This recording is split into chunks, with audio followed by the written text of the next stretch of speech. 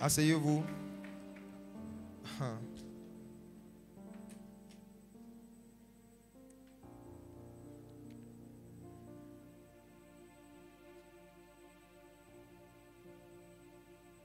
Apocalypse chapitre 4, verset 1. Monte et vois. Apocalypse 4, verset 1.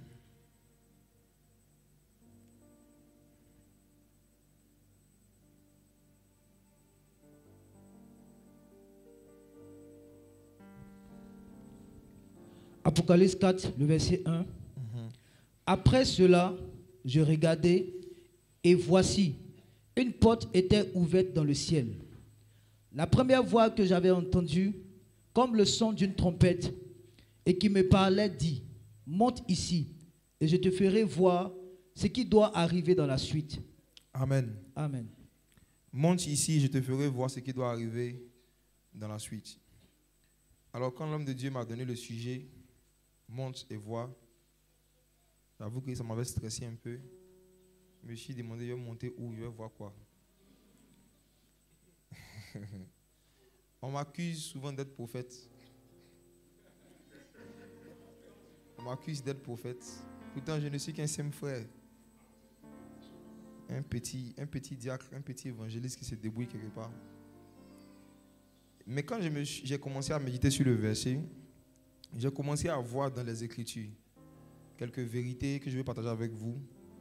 Béni soit Dieu pour la vie du groupe musical. Vous pouvez vous asseoir, que Dieu vous bénisse. On va acclamer pour le groupe musical. Merci beaucoup. Asseyez-vous. J'ai étudié le mot monter. Ça veut dire quoi monter? J'ai regardé dans le grec, les textes grecs à partir desquels ils ont traduit la Bible que nous avons. Et j'ai vu que pour faire très simple, de façon très pratique, monter, ça consiste à faire quoi? En fait, quand j'ai préparé ce message, j'ai dit au Saint-Esprit, inspire-moi des mots que j'aurais aimé entendre quand j'étais nouveau converti.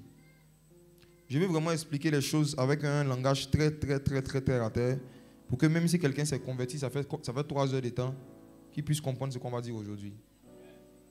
Monter, c'est quoi? Monter, c'est faire une chose pour s'exposer volontairement et intentionnellement à l'influence et à la conduite du Saint-Esprit.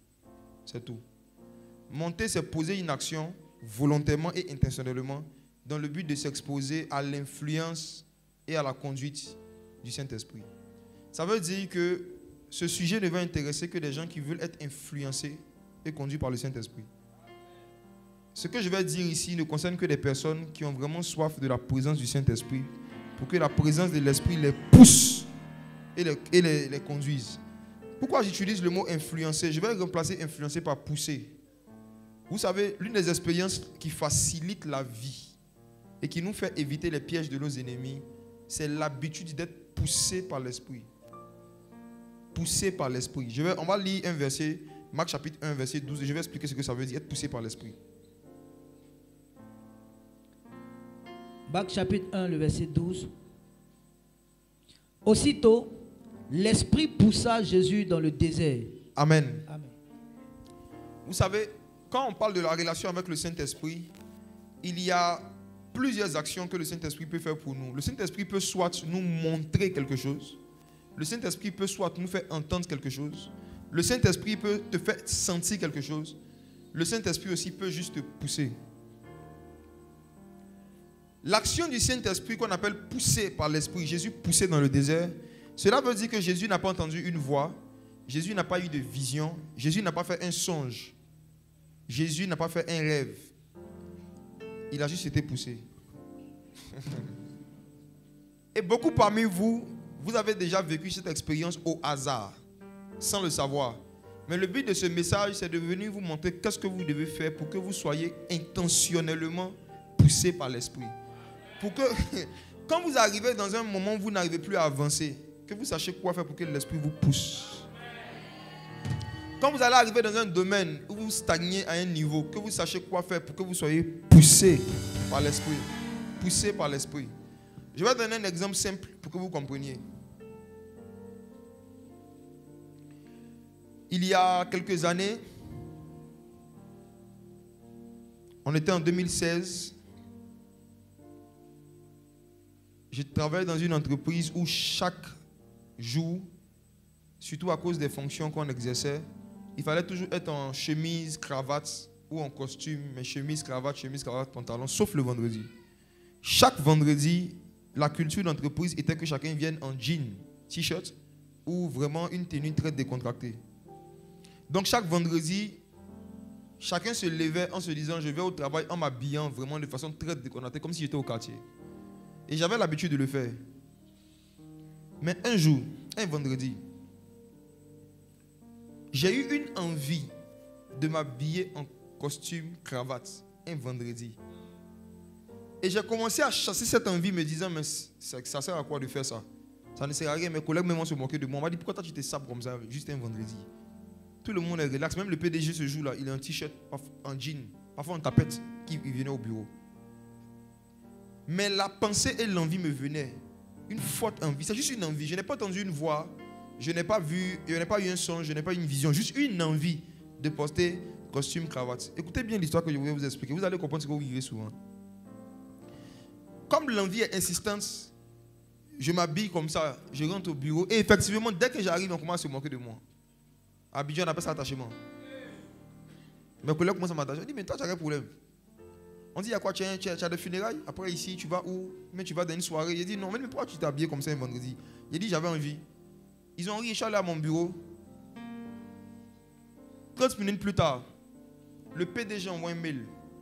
Il dit dans le mail qu'il devait aller à une réunion importante de Microsoft au plateau.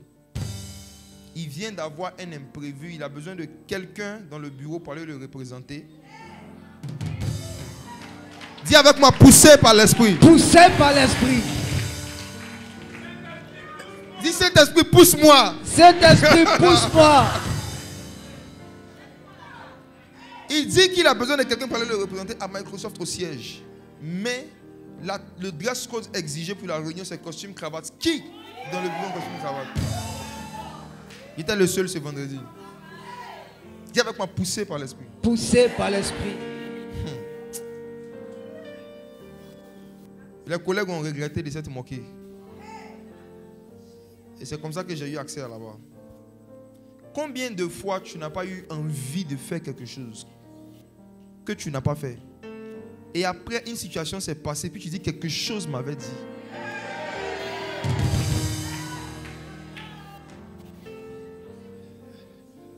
La méconnaissance du mouvement du Saint-Esprit va te pousser à appeler le Saint-Esprit quelque chose. La méconnaissance du Saint-Esprit va te pousser à chosifier le Saint-Esprit. Jean dit dans Apocalypse que lorsqu'il est monté, il n'a pas vu quelque chose sur le trône, il a vu quelqu'un. Dis avec moi quelqu'un. Quelqu'un. Demande à ton voisin, le Saint-Esprit est quelque chose ou bien il est quelqu'un? Il faut lui demander.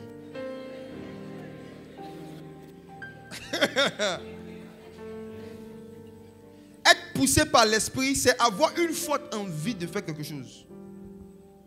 Être poussé par l'Esprit, c'est ressentir une urgence de faire quelque chose. Sans savoir pourquoi. Mais quand tu obéis, tu comprends pourquoi après. Parce que le Saint-Esprit te mène dans un sens qui va t'arranger et qui va te faire rentrer dans ta destinée ou qui va faire rentrer une bénédiction dans ta vie. Poussé par l'Esprit.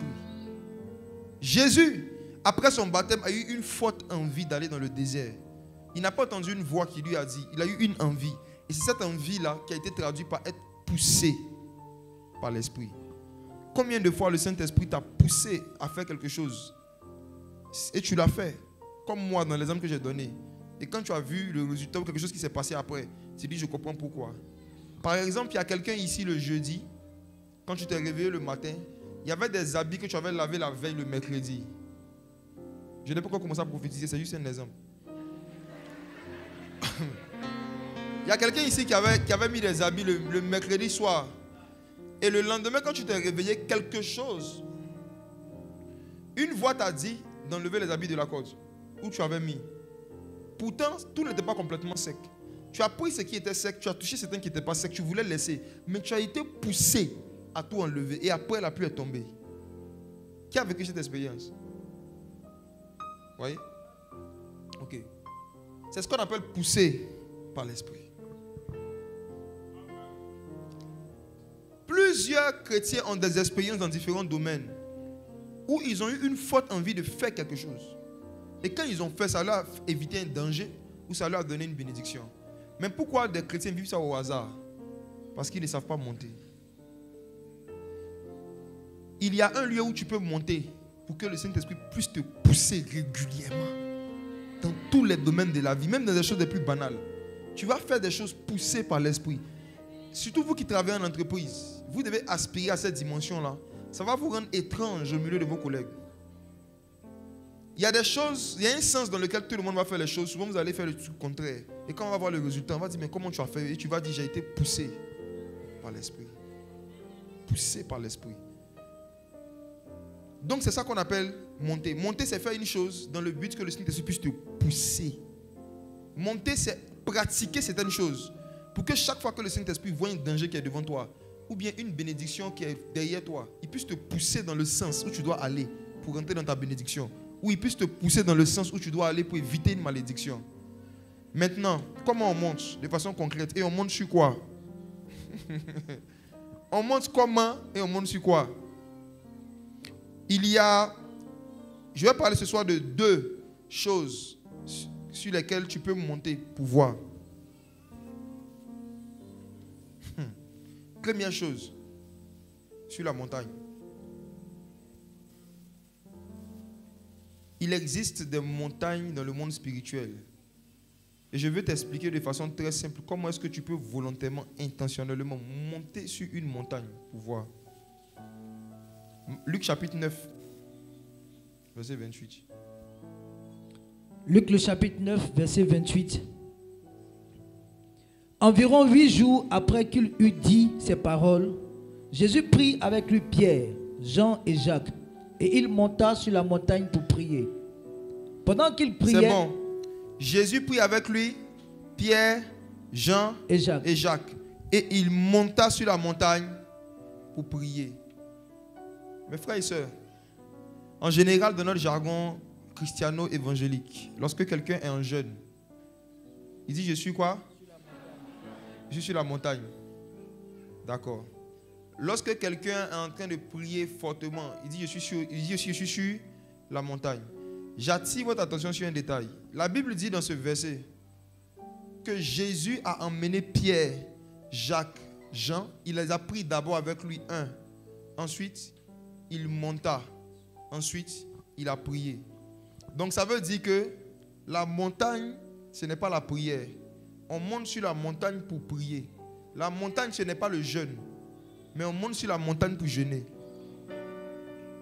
Je reprends. Ce n'est pas parce que tu jeûnes que tu es sur la montagne. Le jeûne n'est pas une montagne. Pas du tout. Il y en a qui jeûnent dans la vallée.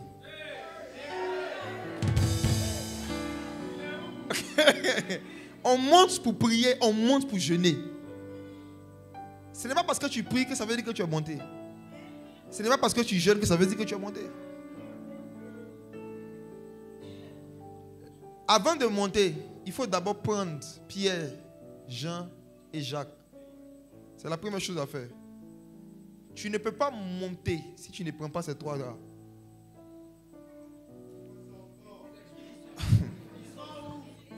Ils sont là. Attendez. Quand tu veux monter spirituellement, c'est-à-dire que tu veux t'exposer au poussé par l'Esprit ou à la conduite du Saint-Esprit, tu dois d'abord prendre Pierre, Jean et Jacques qui symbolisent 3 vertus. La foi, l'espérance et l'amour.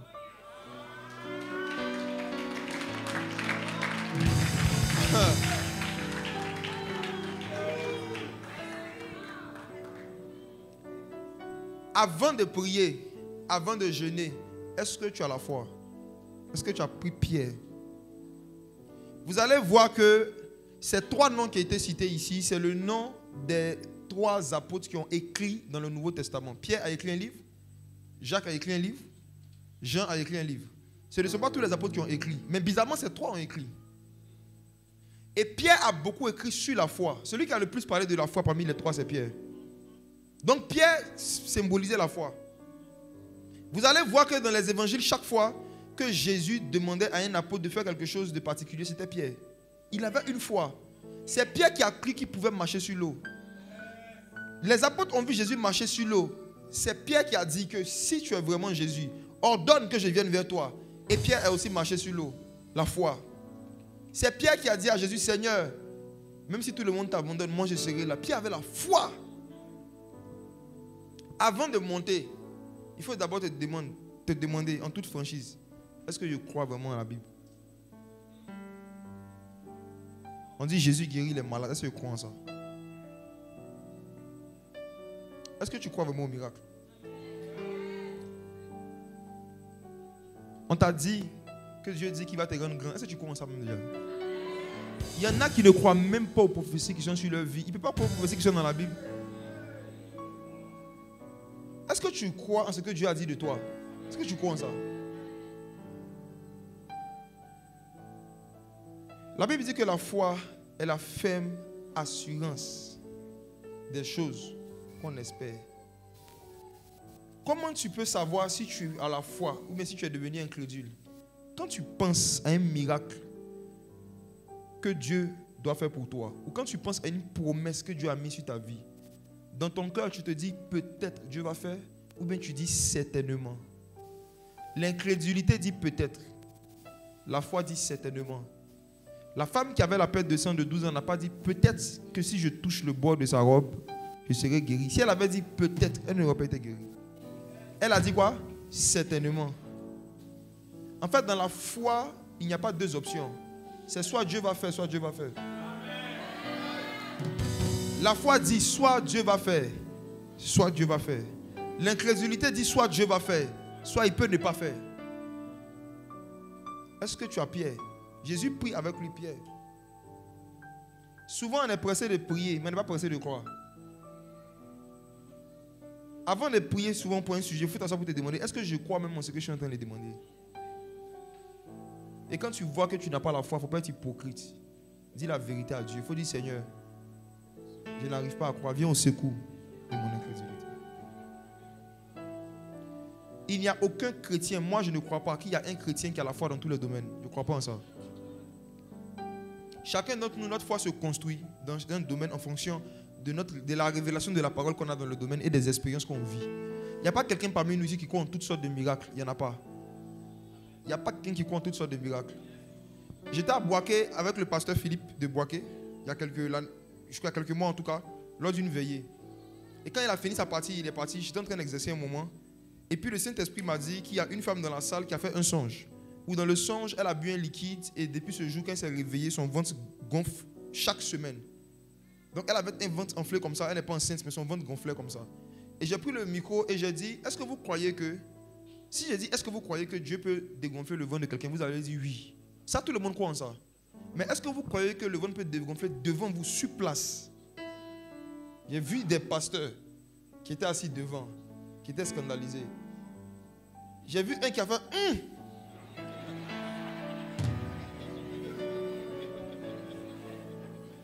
Ce pasteur croit en Jésus. Il croit au retour de Jésus, il croit à l'enlèvement de l'église. Mais il ne croit pas au dégonflement des ventres instantané. Ça, c'est autre chose. Il n'y a pas quelqu'un parmi nous qui a la foi dans tous les domaines. Au début de cette année, moi-même qui suis devant vous, j'ai appelé celui qui est chargé d'organiser nos conférences qu'on fait chaque année. Cette année, ça devait être la 5e édition. Je lui ai dit de faire le budget. Quand il a fait le budget, j'ai dit ça fait combien pour 5 jours? 50 millions. Quand il a dit ça, ma foi a pris un coup. Quand je voyais tous les programmes et les problèmes qu'on avait en 2025, je ne croyais pas qu'on pouvait avoir ce montant-là pour une conférence. Je ne croyais pas en ça. Et j'ai dit à Dieu, je ne crois pas. Vous savez pourquoi vous ne grandissez pas dans la foi? Parce que vous ne reconnaissez pas que vous n'avez pas la foi.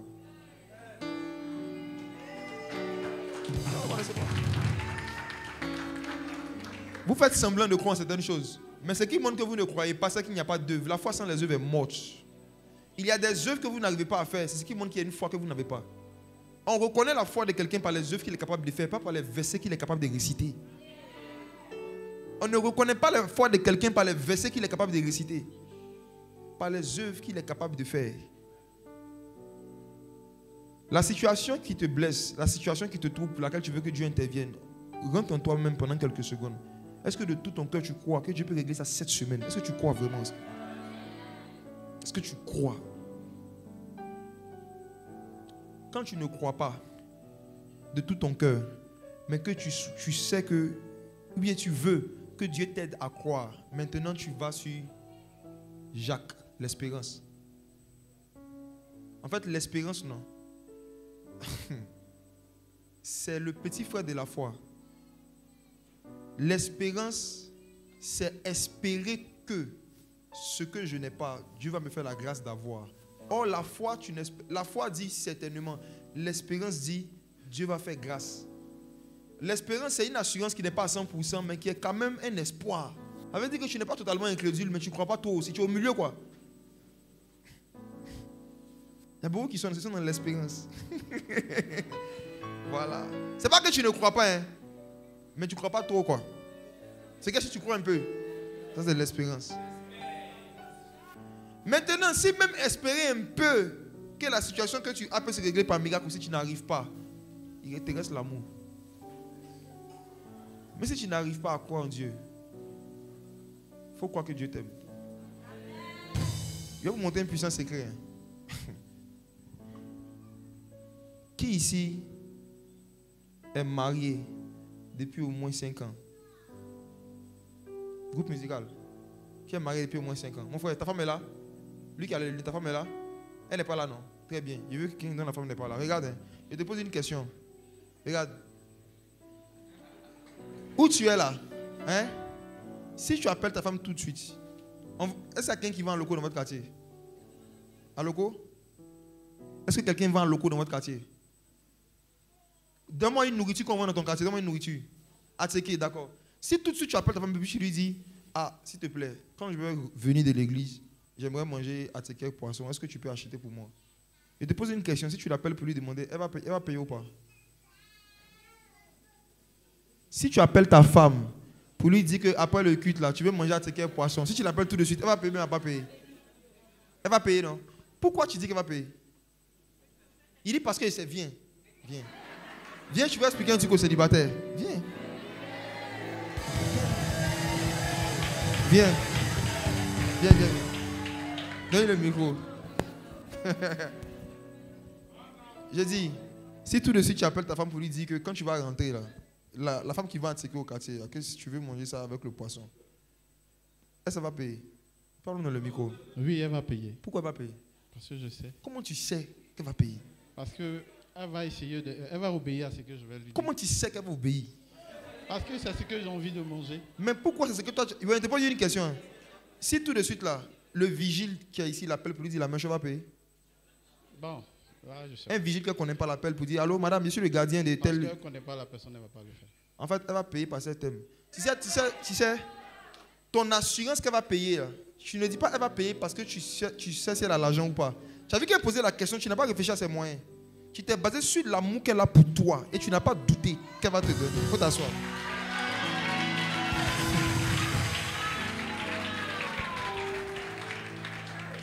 Ce qui va faire grandir Pierre en vous, c'est la connaissance des gens. Jean représente l'amour. Quand vous allez connaître l'amour que Dieu a pour vous, vous allez croire facilement à des choses qu'il peut faire pour vous.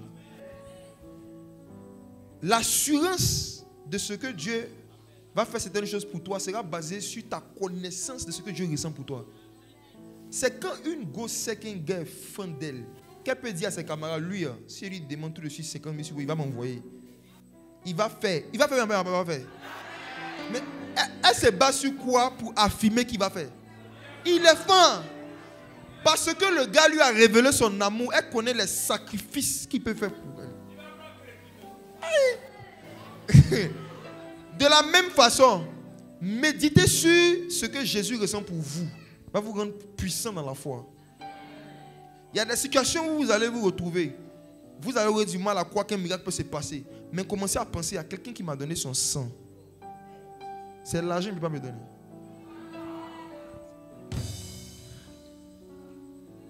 Quelqu'un qui m'a donné sa vie alors que j'étais encore pécheur. L'apôtre Paul dit que Dieu nous prouve son amour en ce que lorsque nous étions encore pécheurs, Christ est mort pour nous. Donc regardez quelqu'un qui s'est sacrifié pour nous quand nous étions encore pécheurs. Maintenant, on essaie de se sanctifier un peu. Qu'est-ce qu'il ne peut pas nous donner? C'est la méditation sur l'amour que Jésus a pour nous qui fait grandir Jacques et Jean, Jacques et Pierre. La foi et l'espérance. Tu commences à avoir la ferme assurance des choses que tu espères. Donc tu commences à avoir par espérance. Après, ça devient une ferme assurance des choses que tu espères. Parce que quand tu penses à l'amour de Dieu pour toi, tu dis, ce monsieur-là ne peut pas me refuser quelque chose qui va contribuer à mon bonheur sur la terre. Et ça te donne une certaine assurance. Et dans le domaine des miracles, quand tu as des dons de guérison, tu as l'onction de guérison, l'une des choses qui va donner l'assurance que Jésus va guérir un malade, c'est la révélation de l'amour. C'est quand tu connais l'amour que Jésus a pour les malades, la compassion que Jésus a pour les malades, c'est ça qui va produire en toi la foi de prier pour le malade. Il y a beaucoup de gens qui exercent l'onction sans amour. Ils veulent du moins exercer l'onction sans amour. Ils essaient juste de croire, de croire, de croire. Et puis à un moment, leur foi se bloque devant certains types de problèmes. Mes frères et sœurs, avant de monter, ils prient avec lui Pierre. La foi, l'espérance et l'amour. C'est avec ça qu'on monte. C'est ça qui fait monter. Alléluia. C'est ça qui fait monter. Cherche à monter ton niveau de connaissance de l'amour de Dieu pour toi. Ça va faire monter ton niveau de foi. Simple. Maintenant, une fois que ton niveau de foi monte un peu, maintenant, il s'est mis à prier où? Sur la montagne. Ça veut dire que quand tu as la foi, quand tu as l'espérance, quand tu as l'amour, maintenant, il faut chercher la montagne. Maintenant, je vous parle de la montagne. La montagne. Luc 18, verset 10. Luc 18, le verset 10. Deux hommes montèrent au temple pour prier. L'un était pharisien et l'autre publicain. Amen. Vous allez voir ici qu'on dit deux hommes montèrent pour prier. Cette expression vient à chaque fois pour dire qu'avant de prier, il faut monter. Ce n'est pas parce que tu as prié que tu es monté. Il faut chercher à monter d'abord pour prier. J'insiste dessus, monter pour prier. Dans beaucoup de versions, ils sont dit monter pour prier. Non, on ne prie pas en bas. On ne prie pas en bas. On ne prie pas en bas. On ne prie pas dans le doute. On ne prie pas dans la peur. On ne prie pas dans les inquiétudes. On prie dans la foi. Il faut monter d'abord. Il faut croire d'abord avant de prier. La Bible dit il faut que celui qui s'approche de Dieu croit que Dieu existe.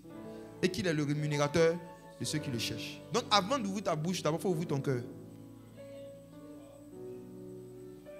La prière ne commence pas quand on ouvre sa bouche. Ça commence quand tu ouvres ton cœur pour croire que Dieu existe. Et que ce que tu vas lui demander, il va te donner. Il montait pour prier. Maintenant, Matthieu 17, verset 19. C'est quoi une montagne? Matthieu 17, verset 19 à 20. Matthieu 17, verset 19 à 20. Alors les disciples s'approchèrent de Jésus et lui dit en particulier, pourquoi n'avons-nous pas pu chasser ce démon? Pourquoi n'avons-nous pas pu chasser ce démon? Démon. Verset 20. C'est à cause de votre incrédulité. Leur dit Jésus, je vous le dis en vérité, si vous aviez de la foi comme un grain de sénévé, vous diriez à cette montagne, transporte-toi d'ici là, et elle se transporterait. Rien ne vous serait impossible. Amen. Les disciples ont demandé au Seigneur, pourquoi n'avons-nous pas pu chasser ce démon? Et il dit, c'est à cause de votre incrédulité. Et Jésus dit, si vous aviez de la foi comme un grain de sénévé, ça veut dire comme un grain de sable, vous aurez pu dire à cette montagne. Il parlait de qui? Du démon. Il parlait du démon. Eux, ils ont appelé un démon. Jésus appelle un démon une. C'est quoi une montagne? Une montagne, c'est un esprit. Et chaque esprit est une montagne. Chaque esprit est une montagne. Chaque esprit est une montagne. Donc quand tu lis que Jésus montait sur la montagne, ça veut dire que Jésus allait en esprit. Il est monté sur un esprit. En fait, il y a un psaume de David où David dit qu'il a vu Dieu qui est monté sur un chérubin. Dieu monté sur un chérubin. Et le chérubin volait. Je vais vous dire de façon très simple que dans le royaume de Dieu où vous êtes, il y a une montagne qui existe, qu'on appelle la montagne de Sion. Vous avez déjà entendu ça, vous chantez cela. La montagne de Sion. Il y a une montagne qui existe dans le monde spirituel qu'on appelle la montagne de Sion. Cette montagne, c'est un esprit. C'est là-bas on prie. Beaucoup parmi vous, quand vous priez, excusez-moi, je vais être un peu fort avec vous. Vous parlez seul. Hein? Regarde. Regardez. Non, attendez, regardez. Regardez. Qui a le micro? Donne le micro à un membre de l'église qui est derrière toi. Qui est un membre de l'église ici? Ma soeur, tu es membre de l'église ici? Tiens-toi debout, s'il te plaît. Non, je veux quelqu'un qui est membre de cette église. Donne à quelqu'un. N'ayez pas peur, c'est causerie. Ma soeur, vous pouvez vous tenir debout. Ma soeur, vous connaissez Didier Daubois? Oui. Si je vous dis tout de suite, parlez à Didier Daubois. Si je vous dis parlez lui, parlez à Daubois. Parlez-lui. Qu'est-ce que vous allez me dire? Il n'est pas là. Donc on ne parle pas à quelqu'un qui n'est pas là. Il faut t'asseoir.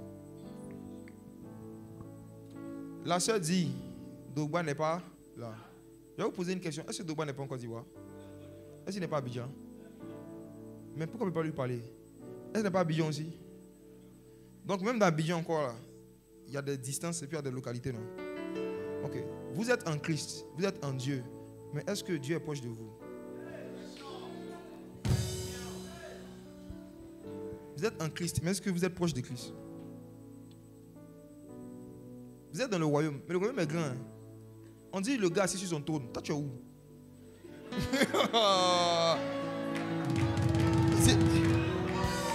Dieu est assis sur son trône. Je vais aller loin. Quelqu'un me dirait, mais on dit que le Saint-Esprit habite en nous. Allons en toi là. Je vais t'expliquer quelque chose. Allons en toi. Regarde. Tu ne te rappelles pas du fou de Gadara? Jésus a demandé au démon, quel est ton nom? Le démon a répondu, Légion, car nous sommes plusieurs. Légion, c'était une armée composée d'au moins 2000 personnes. Donc un fou avait plus de 2000 esprits en lui. Donc imaginez-vous la taille de l'esprit humain. Ton esprit est plus grand que le pougon. Si un humain peut être possédé par 2000 démons, ça veut dire que l'esprit humain est comme une ville. Ton esprit est plus grand que la ville d'Abidjan. Tu peux être possédé par 3000 esprits, 2000 esprits, légion. Une légion habitait en un seul homme. Plus de 2000 esprits. Donc l'esprit humain est vaste. Maintenant, il te pose une question. Le Saint-Esprit est en toi, non? Il est où? C'est ça, tu as compris le message? Tu as compris? Le Saint-Esprit est en toi, non? Mais est-ce que toi, tu es proche de lui?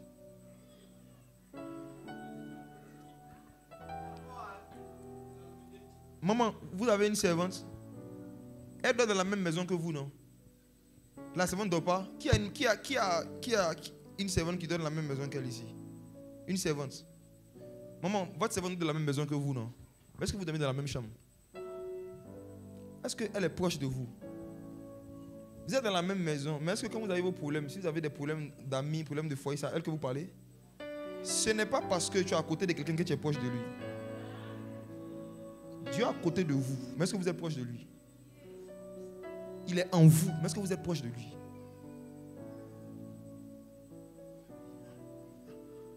Un proche, c'est quelqu'un à qui on partage sa vie privée, son intimité et ses souffrances. Si depuis que tu t'es converti, Dieu ne t'a jamais parlé de quelque chose qui le fait souffrir, c'est qu'il n'est pas proche de toi. Si depuis que tu t'es converti, le Saint-Esprit ne t'a jamais parlé de quelque chose qui l'attriste dans le monde et qui veut que toi tu règles, vous n'êtes pas encore devenus amis. Sur Facebook, quand quelqu'un se marie, la personne publie les photos. Si la personne a un enfant, il peut publier. Si la personne a une promotion, la personne publie. Mais qui parmi vous sur Facebook, un jour, tu as perdu de l'argent et puis tu as publié sur Internet? Qui parmi vous, quand tu es à la maison et puis tu vas aux toilettes pour faire ta selle, là, tu publies sur Facebook? Personne, non? Écoutez cette phrase. On publie ses joies et ses exploits à des inconnus. Maintenant, on partage ses humiliations, ses hontes et ses souffrances à ses amis. Est-ce que vous êtes amis avec le Saint-Esprit? Est-ce que vous êtes amis avec Jésus? Si vous êtes amis avec Jésus, il doit vous parler des choses qui l'attristent, des choses qui le blessent. Donc quand toi tu viens prier, et puis tu ne parles que de ton mariage, de ton voyage, de ton visa, de tes problèmes, pour Jésus, vous n'êtes pas proches, hein? Vous n'êtes pas des proches. mais il t'écoute. Tu parles. Et puis quand tu finis, tu t'en vas. C'est pour ça que tu n'es pas exaucé. Ce qu'il faut chercher dans cette saison, c'est ce que votre père, le pasteur Mohamed Sanogo enseigne. L'intimité avec Christ. Intimité, ce n'est pas s'enfermer dans une chambre pour pleurer. Intimité, c'est demander à Dieu qu'est-ce qui le fait pleurer. Un moment d'intimité, ce n'est pas un moment où toi tu pleures dans la présence de Dieu. C'est un moment où Dieu peut pleurer dans ta présence. C'est un moment où Dieu peut te dire, tu vois, tu habites à Yopougon, il y a beaucoup de jeunes qui sont encore dans la drogue, mais personne ne va les évangéliser. Ça me fait mal. Qui enverrai-je? Qui enverrai-je? Il y avait beaucoup de prophètes en Israël, mais il n'y avait pas beaucoup de prophètes qui ont entendu quand Dieu a dit qui enverrai-je. C'est Ésaïe seul qui a entendu qui enverrai-je, parce que lui il était proche. Donc il a entendu les souffrances de Dieu. Monte et vois. Monte là, c'est pour voir quoi? Tout ce que je vais expliquer, comment on monte là, il faut comprendre que c'est pour voir les problèmes de Dieu. Ah, attends. Tu as des débat. Je vais vous apprendre comment monter pour voir les choses qui attristent le Saint-Esprit. Comment monter pour voir les choses qui touchent le cœur de Dieu, les souffrances de Dieu. Dieu souffre aussi, Dieu a des problèmes. Il cherche des hommes qui vont voir les choses qui l'attristent et puis qui vont régler ça sur la terre. Qui enverrai-je? Ésaïe est monté au ciel. C'était pour qu'il voie les souffrances de Dieu. C'était pour qu'il entende Dieu en train de se plaindre qu'il n'y a personne qui peut envoyer. Qui enverrai-je? Qui enverrai-je? Qui enverrai-je? On monte pour prier et on prie pour voir ce qui est dans le cœur de Dieu que Dieu veut manifester sur la terre. Jésus dit, quand vous priez, dites notre Père, que ton règne vienne, pas que notre règne se manifeste. Quand tu es en train de prier pour ton mariage, tu es en train de prier pour ton règne. Quand tu pries pour ta promotion, tu pries pour ton règne. Quand tu es en train de prier pour ta maison que tu veux construire, ça c'est ton règne. Maintenant, à quel moment tu vas demander à Dieu de faire venir pour lui? Le règne de Dieu, c'est quand des pécheurs se convertissent, quand des gens tourmentés par des démons sont délivrés, quand des malades sont guéris, quand l'évangile est annoncé. C'est ça le règne de Dieu. Jésus dit, quand vous priez, dites notre Père qui est aux cieux, que ton nom soit sanctifié, que ton règne vienne. Les 3 premières phrases, c'est ton nom, ton règne, ta volonté soit faite sur la terre comme au ciel. Qui doit faire la volonté de Dieu sur la terre? C'est nous. Comment tu vas pouvoir faire sa volonté sur la terre comme au ciel si tu n'es jamais allé au ciel? Dieu veut t'apprendre à monter au ciel pour voir sa volonté, pour revenir faire ça sur la terre. Ce n'est pas voyage, visa, mariage. Laissez ça. Tout ce qu'un païen arrive à avoir sans Jésus, on n'a pas besoin de Jésus pour avoir ça.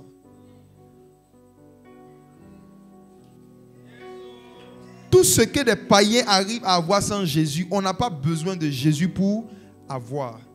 Si tu as des païens qui arrivent à voyager, à se marier, à avoir des enfants sans Christ, on n'a pas besoin de Christ pour avoir ça. Quand Jésus est venu sur la terre, il a dit, je suis le chemin qui mène au Père. Il n'est pas le chemin qui mène au Canada.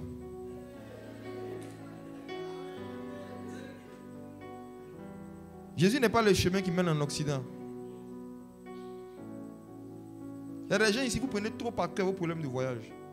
C'est pourquoi l'Esprit de Dieu ne veut pas vous faire voyager dans le lieu céleste. Parce que votre destination, c'est la France. Il faut qu'arrive un moment, vous venez à l'église pour d'autres raisons que vos problèmes sociaux. Parce que si la raison qui te motive à venir régulièrement, c'est ton problème de mariage, le jour que Dieu va régler ce problème de mariage, tu vas prier pour quel sujet? Si Dieu t'exauce, il va détruire ta vie de prière. Regarde. Si Dieu exauce tous tes sujets sociaux, enfants, mariage, travail, argent, si Dieu exauce tout, tu prieras pour quoi? Si tu étais dans le jardin d'Éden avant la chute, que Dieu venait te voir chaque soir, quels seraient tes sujets de prière? Dans le jardin d'Éden, il n'y avait pas la maladie, il n'y avait pas la galère. Tu allais prier pour quel sujet? L'intimité, ce n'est pas un lieu où on vient demander seulement des choses. C'est un lieu où on vient s'enquérir de l'état de la personne qu'on aime. C'est avec les gens qu'on est intime, on cherche à savoir comment ta journée s'est passée. Est-ce que je vois que tu es enrhumé, On dirait que tu as la... Ça, c'est des questions qu'on pose à quelqu'un avec qui on est intime. Mais tu passes dans la rue, quelqu'un que tu ne connais pas, tu le vois en train de vomir. Il n'a pas vomi. Ou bien, il vomit. C'est comme ça souvent aussi parce que Dieu n'a pas d'intimité avec vous. Il vous voit en train de vomir, mais vomit. Oui. Frères et sœurs, le message de monte et voir, ce n'est pas monte. Et puis il faut commencer à voir, je ne sais pas. J'ai senti dans mon esprit que beaucoup s'attendent quand on dit voir là. Je pense que c'est un programme prophétique de je vois, je vois, je vois. Tu t'appelles tel, ton numéro de téléphone. Écoutez-moi. Ce que je vois, ce que je vois, c'est que beaucoup parmi vous, vous n'êtes pas proche de Dieu, vous n'êtes pas sur la montagne, mais vous priez. En fait, vous priez dans la vallée. Oh, Dieu est sur la montagne. Donc, si vous voulez qu'il vous entende bien et que vous puissiez bien communiquer avec lui, prenez la foi, l'espérance et l'amour et décidez de prier pour des sujets qui intéressent le cœur de Dieu, qui touchent le cœur de Dieu, des sujets qui peuvent permettre à l'évangile d'avancer en Côte d'Ivoire, des sujets qui peuvent permettre à l'église de devenir plus forte en Côte d'Ivoire, des sujets qui touchent au cœur de Dieu. C'est comme ça qu'on monte. Et la montagne en question, c'est un esprit. C'est qui? C'est le Saint-Esprit. Notre montagne à nous, la montagne de Sion, c'est l'Esprit de Dieu. L'Esprit de Dieu est une montagne. C'est dans Romains 8, verset 26 qu'on peut afficher. Il dit, nous ne savons pas ce qui est convenable de demander dans nos prières, mais l'Esprit nous aide. Depuis le temps de l'apôtre Paul, la plupart des chrétiens priaient pour les sujets qui ne sont pas convenables. Regarde, ce verset-là veut dire terre à terre, non? Que nous, là, on ne connaît pas ce qu'on appelle un bon sujet. Bon sujet de prière, on ne connaît pas. C'est le Saint-Esprit seul qui connaît quels sont les bons sujets de prière. Nous, on ne connaît pas. Chaque fois que tu viens prier sans demander au Saint-Esprit pour quel sujet tu veux que je prie, tu es en train de prier en dehors de la montagne. C'est là que je voulais vous envoyer. Chaque fois que tu pries sans demander à l'Esprit de t'aider à avoir des sujets convenables, tu es en train de prier sans être monté sur la montagne. Tu pries dans la vallée, tu pries dans le jardin. Il y en a qui prient même dans le couloir. Il y en a qui prient dans le garage. Dans le monde spirituel, le lieu qu'on appelle la montagne, on dit Jésus monta sur la montagne pour prier. Les gens montent sur la montagne pour prier. Ça veut dire que avant de prier, non, identifie la montagne qui est le Saint-Esprit et tu lui dis Saint-Esprit, je vais m'appuyer sur toi pour prier. Quels sont les sujets qui sont convenables? J'ai des problèmes, mais mes problèmes ne sont pas des sujets convenables. C'est vrai que je connais mes problèmes, mais est-ce que je connais les problèmes de Dieu? Toi, quand tu parles de tes problèmes à Dieu, tu es en train de prier dans la chair, ce qui n'est pas interdit. Mais après la chair, il faut rentrer maintenant en esprit. Tu commences à prier en esprit quand tu dis au Saint-Esprit, quels sont les problèmes de Dieu que Dieu veut que je règle sur la terre. Mais je ne connais pas ce qui est convenable. Aide-moi. Et regardez, il y a quelque chose qui est dangereux dans le verset. Laissez-le afficher, s'il vous plaît. On dit, l'Esprit lui-même intercède. Regardez comment il nous aide. Nous ne savons pas ce qui est convenable. L'Esprit nous aide dans notre faiblesse. Notre faiblesse, c'est quoi? C'est notre incapacité de demander à Dieu des choses qui l'intéressent. Notre incapacité. Aujourd'hui, je suis rentré à la maison, mon fils me dit, papa, il faut acheter flèche pour moi. Flèche. Histoire vraie. Il a 6 ans. Il me voit, il me demande flèche. Il dit, regarde le petit coin. Il dit, tu as fait quoi une flèche? Il dit, il veut tirer. Il ne sait pas ce qui est convenable. Il ne sait pas ce qui est convenable. Il demande ce qui va l'amuser. Il ne demande pas ce qui va l'aider. Et c'est comme ça que nous sommes souvent. On est immature spirituellement. Quand on vient dans la présence de Dieu, il y a des choses qu'on demande à Dieu. C'est comme flèche.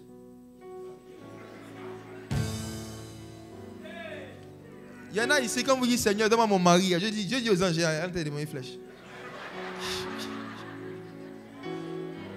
Seigneur, donne-moi une voiture. Je dis, flèche, flèche. Flèche. Flèche. Dis avec moi, nous ne savons pas. Nous ne savons pas. Ce qui est convenable de demander. Ce qui est convenable de demander. On a besoin d'une montagne. L'Esprit. Le Saint-Esprit. Maintenant, quand je dis Saint-Esprit, je reconnais que j'ai des sujets trop bêtes. Aide-moi. J'ai des sujets inutiles, charnels. Oh Saint-Esprit, aie pitié de moi. Je veux prier, mais je ne sais pas comment on prie. Donne-moi les sujets qui vont intéresser le cœur de Dieu. Qu'est-ce que l'Esprit fait? L'Esprit lui-même intercède. C'est grave cette affaire. C'est-à-dire que toi, tu ne peux pas intercéder même. Groupe d'intercession. Vous êtes nuls et sans effet sans le Saint-Esprit. Tu dis au monsieur, je vais intercéder. Et puis on dit, lui-même, il intercède. C'est-à-dire, tu vois, non? C'est pas ça vous est déjà arrivé souvent. Une autre histoire. Un jour, ma femme était en train de balayer. Et puis notre fille, la voix, puis elle dit, maman, je vais balayer le salon. Elle avait 3 ans. Elle ne peut rien balayer. Elle ne peut rien faire. La maman dit, il faut laisser. Elle pleure. 3 ans. Elle veut balayer. Donc pour la blaguer, qu'est-ce qu'on fait? On met sa main sur le balai. Maman attrape. Et on lui fait croire que c'est elle qui fait. C'est ce que Dieu vous fait.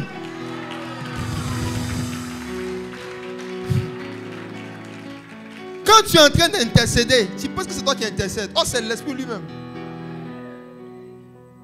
Sinon, toi, ton cœur mauvais, tu peux prier pour quelqu'un. Quand tu regardes ton cœur, quand toi-même tu te connais, et puis tu vois que souvent tu commences à avoir pitié de quelqu'un, au point où toi tu vas citer le nom de quelqu'un dans ta prière. Et tous les problèmes que tu as, toi tu te souviens de prier pour quelqu'un. Ce n'est pas toi, c'est le Saint-Esprit. C'est l'Esprit lui-même qui intercède et il nous blague. Il prend notre bouche, il met ça dans son sujet de prière.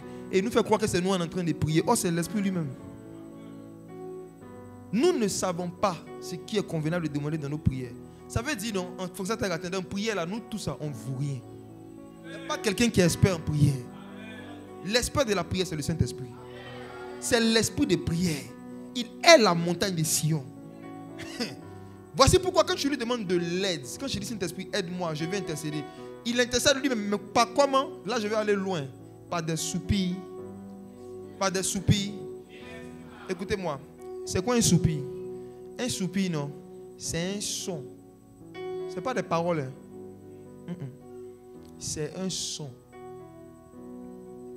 C'est un son qui naît d'une émotion. C'est-à-dire que tu as une émotion. Par exemple, quand on t'annonce que quelqu'un est mort, tu peux faire... Oh, hey. C'est-à-dire qu'il y a quelque chose qui te choque. Mais tu exprimes ça avec une émotion ou en émettant un son. Et la Bible dit que le Saint-Esprit a une attitude, c'est que quand il intercède, quand il prie, quand l'Esprit de Dieu prie, il émet des sons inexprimables. Ça veut dire que des sons, soupir même est déjà inexprimable. Mais on dit soupir inexprimable. Ça veut dire que des sons que le cerveau ne peut pas comprendre, des sons que l'être humain ne peut pas capter, ne peut pas comprendre. Et c'est ces sons inexprimables qui se transforment en parler en langue. En fait, non. Pourquoi le parler en langue est incompréhensible? Parce que le parler en langue est l'écho de la voix du Saint-Esprit dans le ciel. Quand tu es en train de parler en langue, tu es en train de répéter sur la terre ce que l'Esprit est en train de dire dans le ciel.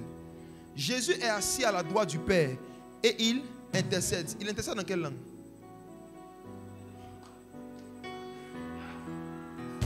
Quand Jésus est assis à la droite du Père et il est en train d'intercéder, il le fait en quelle langue? Il le fait en esprit. En France, on parle français. En Angleterre, on parle anglais. Et en esprit, on parle esprit. Jésus, 24 heures sur 24, Mantalado, Escafia la monte, Fladekavia, il émet des sons. Il intercède en esprit. Et quand un chrétien sur la terre dit Saint-Esprit, je veux aussi intercéder, aide-moi. Qu'est-ce que le Saint-Esprit fait? Il prend ton esprit. Le Saint-Esprit emmène ça dans la pièce où Jésus est en train d'intercéder. Ton esprit entend et ressent des soupirs inexprimables qu'il exprime à travers ton parler en langue. C'est pourquoi vous allez voir que dans le parler en langue, quand vous parlez en langue pendant longtemps, arrive un moment, vous ne savez plus quoi dire, ou bien vous répétez le même mot. Dans le parler en langue, il y a une dimension. Quand tu es en train de monter, là il parle de monter à travers le parler en langue. Quand tu es en train de monter en prière, arrivé un moment, tu vas répéter le même mot. Tu vas répéter le même mot. Et à un moment, tu n'auras plus de mots. C'est ta bouche seulement qui va remuer, comme Anne dans le temple.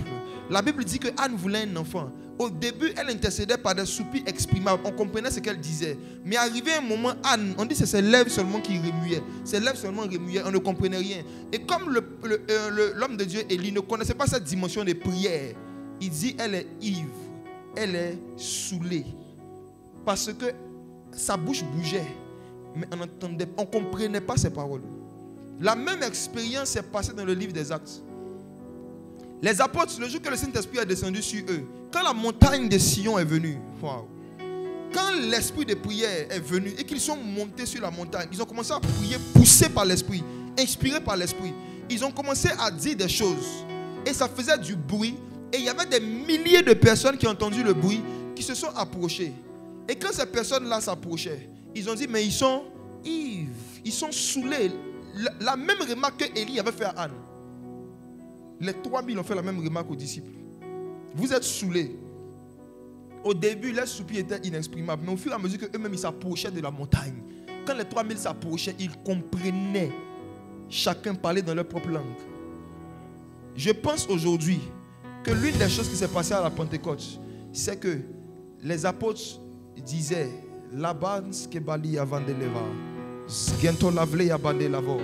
je pense qu'eux, ils s'entendaient parler en esprit. Mais entre les apôtres et les 3000, il y avait un interprète qui traduisait à chacun dans sa langue ce que les 120 étaient en train de dire. Pourquoi je le dis? C'est impossible humainement parlant que si 120 personnes parlent à la fois des langues différentes, on puisse comprendre ce que chacun dit. Ils sont 120. Certains parlent en arabe, d'autres parlent crétois, d'autres parlent perse. Comment les 3000 arrivaient chacun? La Bible dit que les 3000 étaient étonnés parce qu'ils entendaient chacun parler dans sa propre langue. Comment au milieu de tout ce brouhaha, et ils arrivaient à entendre chacun sa propre langue? Il y a quelqu'un qui interprétait. L'Esprit lui-même, il les aidait à comprendre les prières qui étaient en train d'être faites en leur faveur. Mes frères et sœurs, l'heure vient, elle est déjà venue, où le Saint-Esprit est en train de susciter une génération de disciples qui vont passer plus de temps à prier en esprit qu'à prier en français. L'Esprit de Dieu est en train de susciter une génération de malades. Il y a des malades qui sont en train d'arriver, ils sont en train de naître. Des gens qui vont dire au Saint-Esprit, en fait, j'ai compris que moi là, si je veux prier avec mon intelligence et mon cerveau, je vais faire maximum 10 minutes. Mais je sens que les challenges que je rencontre, la dimension où je suis arrivé, j'ai besoin de passer au moins 2 heures à parler avec le Père. Or, je ne sais pas ce qui est convenable de demander dans mes prières. Comment est-ce que moi, qui ne connais pas ce qui est convenable de demander, je peux prier pendant 30 minutes? Je ne peux pas. Comment est-ce que moi, je peux prier pendant 20 minutes? Je ne peux pas. Après 15-20 minutes, je ne saurais plus quoi dire. Mais je connais quelqu'un. Je connais une montagne. Quiconque monte sur cette montagne ne sera jamais à coup de mots. Quiconque s'appuie sur la montagne en question pourra prier le même nombre de temps que Jésus assis à la droite du Père.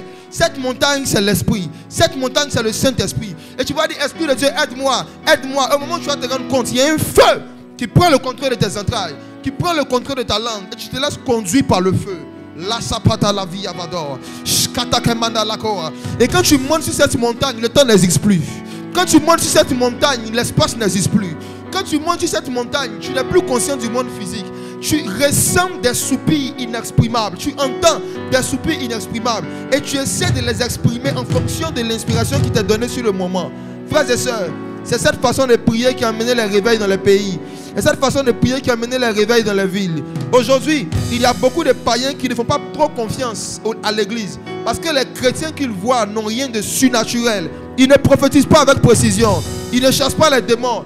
Ils ne guérissent pas concrètement des malades avec des preuves médicales à l'appui. Mais ils chantent que leur Dieu fait des miracles. On a beaucoup de chansons de miracles, mais on a très peu de témoignages de miracles. On chante trop. On chante trop. On chante trop. On chante trop. Quand j'organise des veillées de réveil, l'une des choses que je n'aime pas, c'est quand on consacre des heures à chanter. On chante depuis qu'on est petit. C'est le temps de vivre ce qu'on a chanté. Jésus n'avait pas de groupe musical. Jésus n'avait pas de pianiste. Jésus n'avait pas de chanteur. Jésus avait une puissance avec laquelle il se promenait. Le jour de la Pentecôte, Pierre et Jean partaient à l'heure de la prière. Ils ont vu un homme boiteux qui leur demandait l'aumône, qui leur demandait de l'argent. Ils ont dit, je n'ai ni or, ni argent. Ce que j'ai, c'est un piano. C'est ça? Les apôtres ne se promenaient pas avec des instruments, ils ne se promenaient pas avec du gros matos. Ils se promenaient avec un manteau. Ils ont dit à cet homme, je n'ai ni or ni argent. Ce que j'ai, je te le donne. Et on dit, ils lui ont tendu la main. Donc l'onction était devenue physique. J'imagine la scène. C'est comme si Pierre portait un pantalon, il est devenu un boiteux. Le boiteux lui demande de l'argent. Pierre met sa main dans sa poche. Et puis il fait comme ça. Tiens l'onction. Pierre dit tiens. Il a pris l'onction, il a donné l'onction comme ça, physiquement.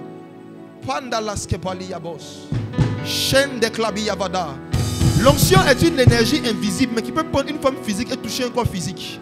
Pendant que je suis en train de parler, l'Esprit du Seigneur me dit que ce jeune homme qui est ici et 7 autres personnes dans la salle vont commencer à recevoir une puissance qu'ils vont ressentir physiquement sur eux. Chanda la coble de gore. Il plane de comédia. Il plombe de fadiyakor. Chandi, à partir de ce soir, tu montes davantage dans ta vie de prière, petit. Tu ne vas plus prier comme un humain. Tu vas prier comme le Saint-Esprit. L'esprit de prière va t'apprendre à prier. Palin topian de comble de kevadia pando plia ba de kava. Chanta kapali klom vente koble de koplia vida. Plong chidi plawin tupia. Skin tupli di ba il a po. Hello ple comble de le coble ko il a bedele. Il a pas il a scopé. Il a ido blame do palir. Scan twin di klom di ba. Est-ce que tu peux monter sur la montagne avec moi? Et n'oublie comble di ba il pinto. Et rati broking du li glowing scopi la peido. Et l'os de ba il mento. Chaque monte bladea. Ou la clisse de valor. Il rasi bloqui voa.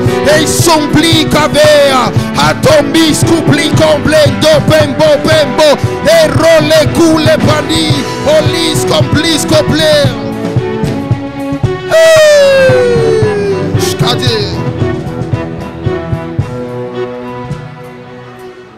La guérison que tu te cherches est sur cette montagne.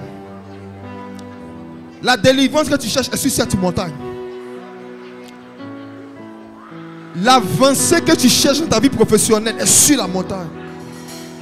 Cette montagne, c'est une personne. C'est le Saint-Esprit.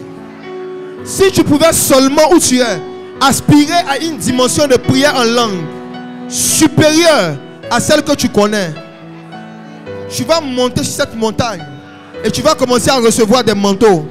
Sur cette montagne, il y a des puissances. Sur cette montagne, il y a un trône duquel sortent des voix, des tonnerres, des éclairs. C'est le temps de monter davantage dans la prière en langue. Même si tu avais déjà le don, Dieu peut rajouter encore une nouvelle dimension au don que tu avais déjà. Il y a des parler en langue, tu pries et tu ne vis rien. Mais ce dont je suis en train de te parler, si tu laisses l'esprit de prière te remplir, au fur et à mesure que tu pries, tes yeux vont s'ouvrir. Tu vas commencer à avoir des visions que tu n'as jamais eues. Tu vas commencer à recevoir des puissances que tu n'as jamais eues. Si quelqu'un est prêt à prier ce soir, il va vivre quelque chose de merveilleux. Monte en prière et vois la puissance que Dieu va te donner. Monte en prière et vois les expériences que Dieu va te donner. Monte en prière et vois les directions qu'il va te donner. Monte en prière et tu vas voir l'intelligence qu'il va te donner à l'école.